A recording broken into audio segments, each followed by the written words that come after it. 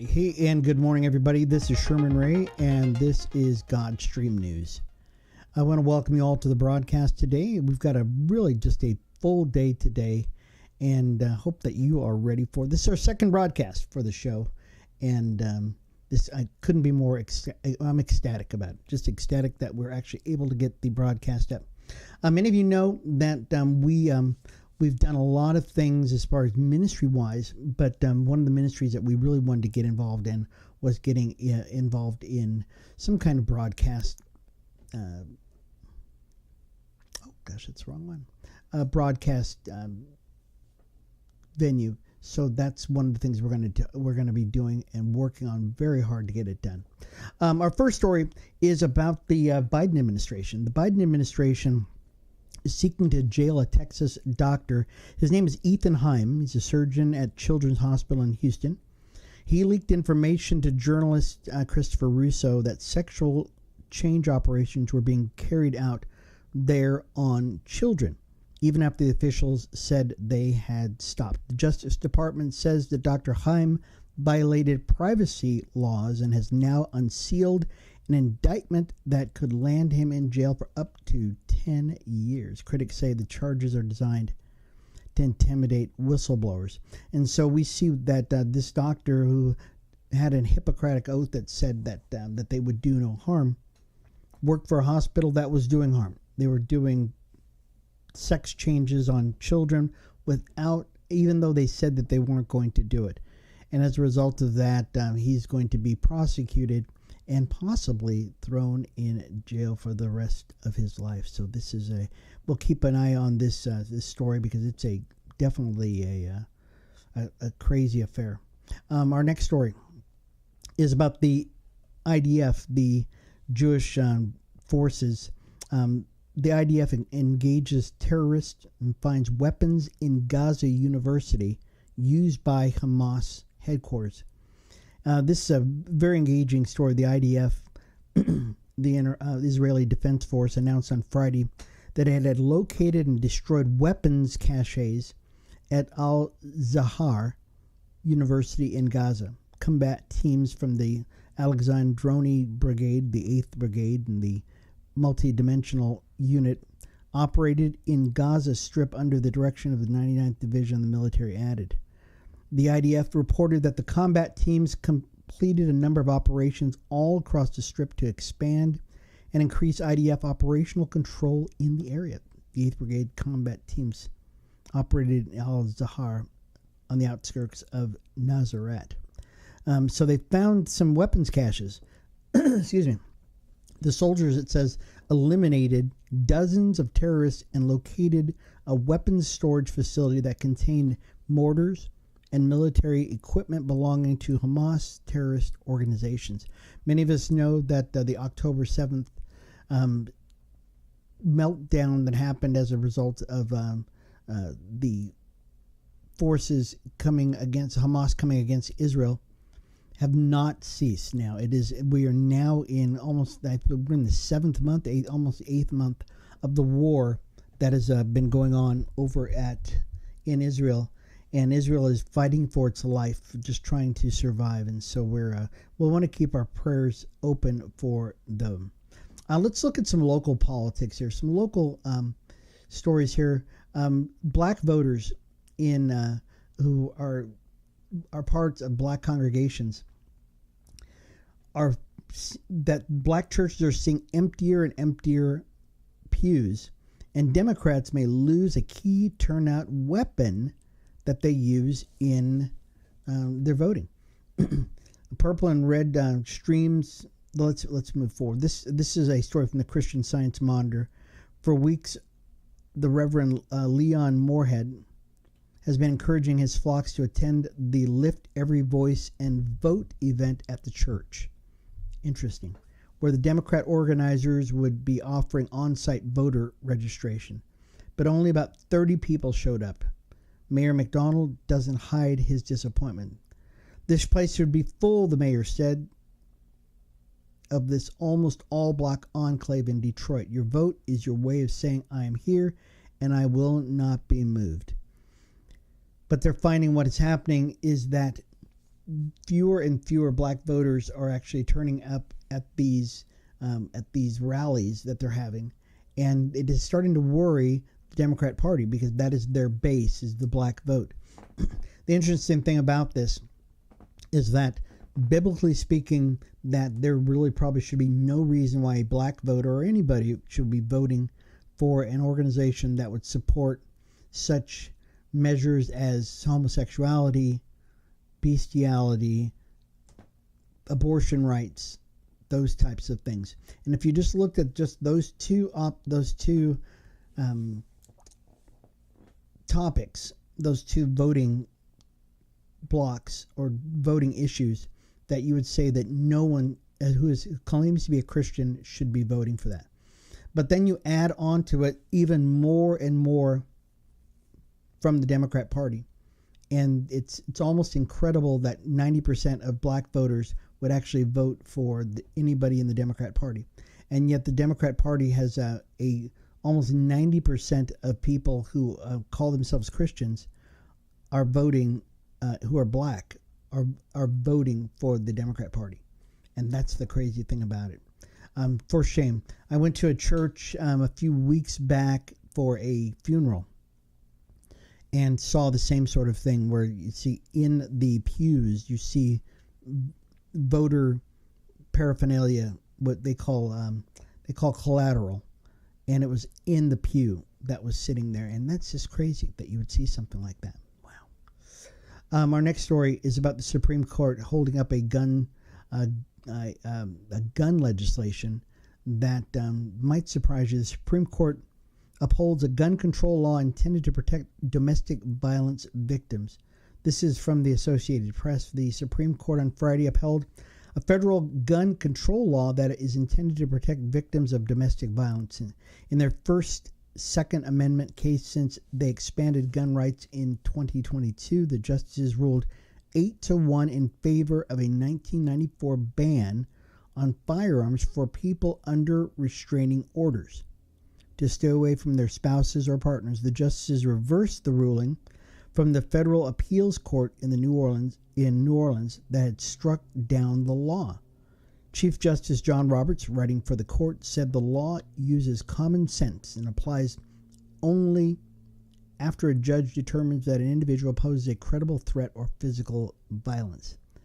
So an 8-1 decision, it was upheld that they said if you are somebody who they think is going to hurt somebody, that you probably should not have a gun. That's interesting. In another story, President Donald Trump, many of you know that he's been banned and has had a gag order on him for throughout most of the holding of the court case that he had. Well, a New York prosecutor urges the judge in that case to keep the gag order, blocking Trump from criticizing jurors who convicted him. Now, President Donald Trump is the presumptive nominee for the Republican Party, and he has been under scrutiny for the last number of weeks. Some say for the last couple of years, because he's been under this gag order now that has just been all over him on trumped up charges. Now, these charges came from from what some people say is a clerical error that was lifted up from a misdemeanor charge to a federal charge, and he was found guilty in just a few weeks ago on 34 charges of money laundering and all kinds of other things. Well, during that court case, he was told to be quiet. He couldn't talk to anybody. And now, according to this Associated Press article, prosecutors on Friday urged the judge overseeing Donald Trump's criminal hush money case to uphold provisions of a gag order that bar him from criticizing jurors and court staff, while agreeing to lift a restriction on his public statements about trial witnesses. In court papers filed Friday, prosecutors with the Manhattan District Attorney's Office argued that portions of the gag order remain necessary given the Republican former president's singular history of inflammatory and threatening public statements, as well as efforts by his supporters to identify jurors and threaten violence against them. This is amazing. Since the verdict of this case, remember we were talking about the 34 counts that he was found guilty upon. Since the verdict in this case, defendant has not exempted the jurors from his alarming rhetoric that he would have every right to seek retribution as president against the participants in this trial as a consequence of his conviction, because sometimes revenge can be justified, the filings state. Now, it says that the filings state this, but it doesn't say that President Trump said any of this stuff. It's amazing how right now the whole strategy behind the Democrat Party over the last few years has been that they cannot beat Donald Trump on the issues. If you look at the issues right now, especially if you look for what has happened in this country over the last 4 years, as opposed to what it was during the time that the Trump administration was in office.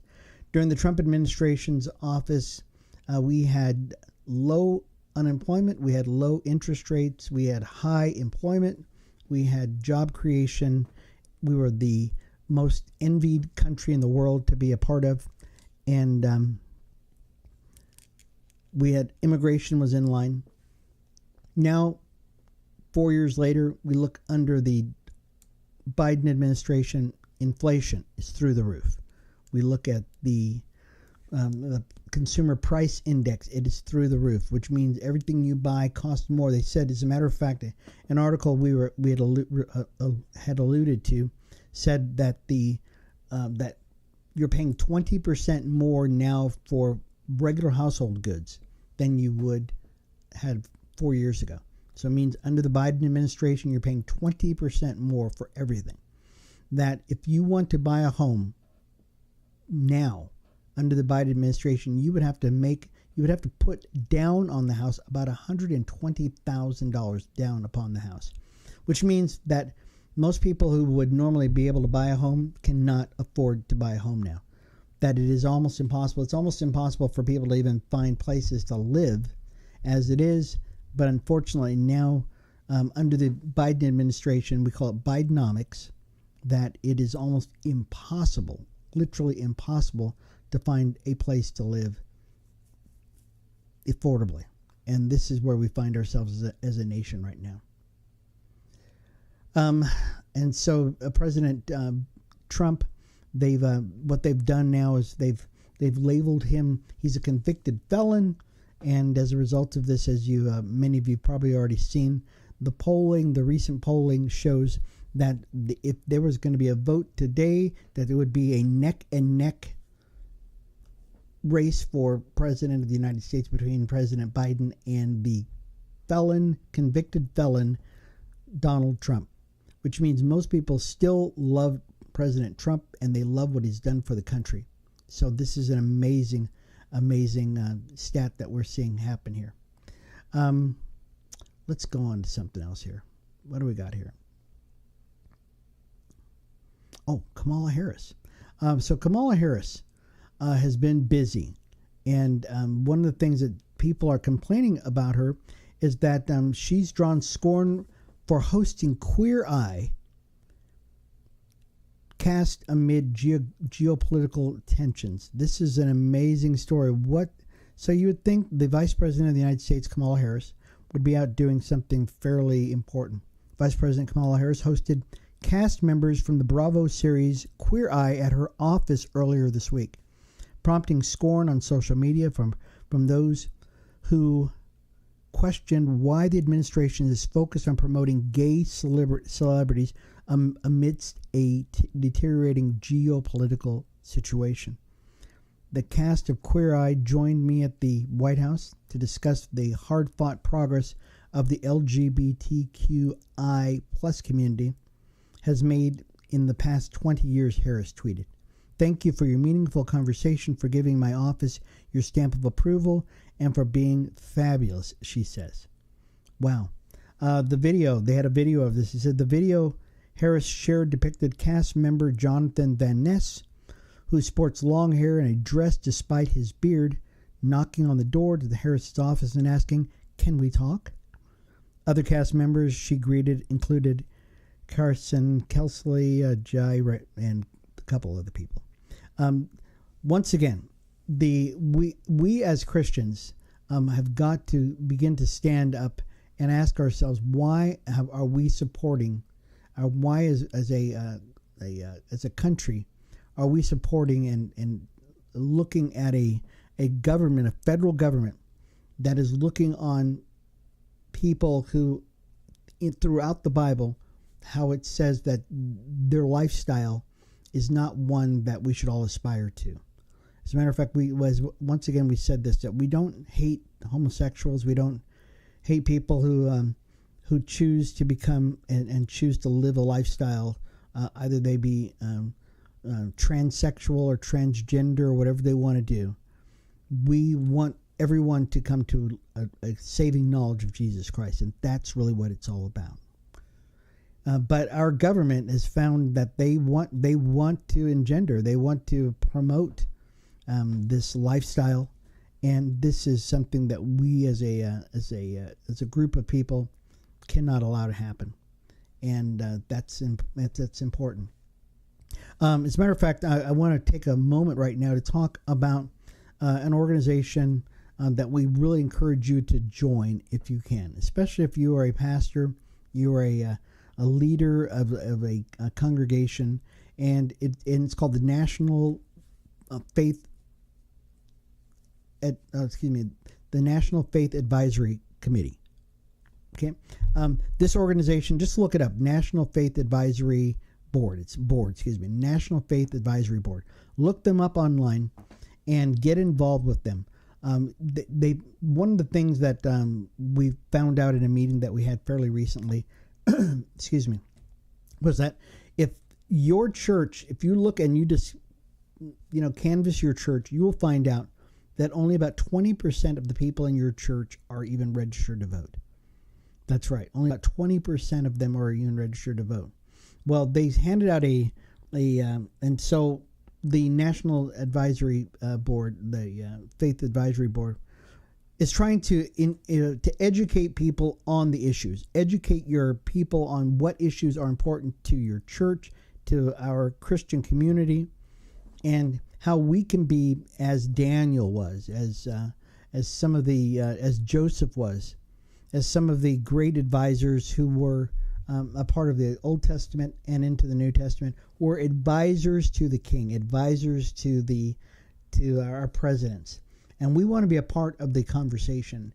And really, Godstream wants to jump on board with that. We will leave a link to their website on our website at godstream.org. So all you've got to do is go to our website at godstream.org, and you can check out the National Faith Advisory Board. I know it's hard to remember. So just check us out, folks, and you can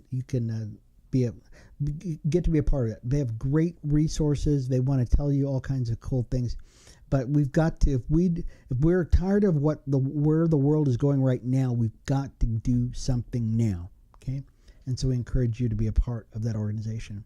Our last story is a story out of Ghana. As a matter of fact, I love this story, and this is who got this? The Christian Chronicle got us this story, and it says, if you educate a woman, you educate a whole nation. I love this story. This is from New Debiso, Ghana. It says, across the dirt road, volunteers from the village and the Bai Lamplighter College of Education, which is associated with Churches of Christ, mix bags of cement with water. The material would form the foundation for the first girls' boarding school for primary education in a region known as the Bia West District, according to the Lamplighter founder Augustine Tawai. The nearest alternative is 11 hours away in the capital city of Accra. And so what they're doing is these women are getting together, and they're helping to educate the children of Ghana. And once you're able to, everybody benefits. There's not a loser in this whole thing, folks. There is nothing but winners in this whole thing. When you are able to educate people, and you're able to give them something that they can they can use for their country and to further their land. All you can do. They're nothing but winners there. This is just an important work. So we encourage you. If your church does not have a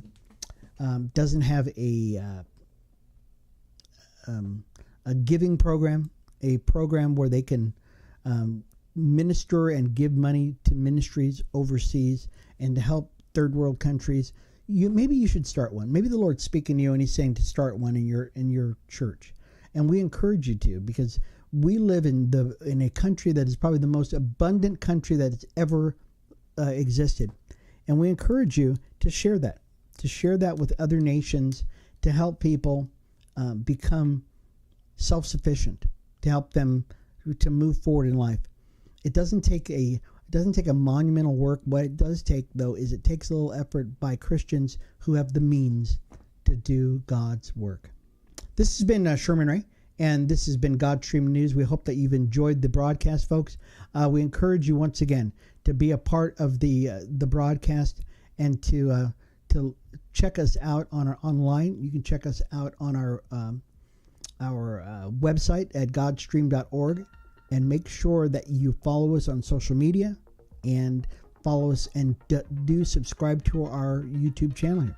This has been Sherman Ray for Godstream News. We will see you again soon. Bye-bye.